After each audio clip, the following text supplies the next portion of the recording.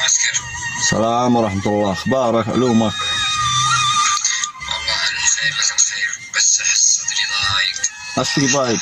ايش فيك ضايق يا صاحبي؟ قل لي ايش فيك؟ يا دنيتي يا ضيق حزان خفي، يا صاح خبرني وقل لي ما الحكاية.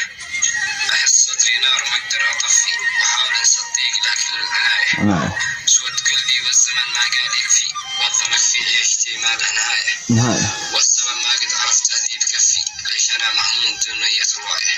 صح الله لسانك، صح الله لسانك.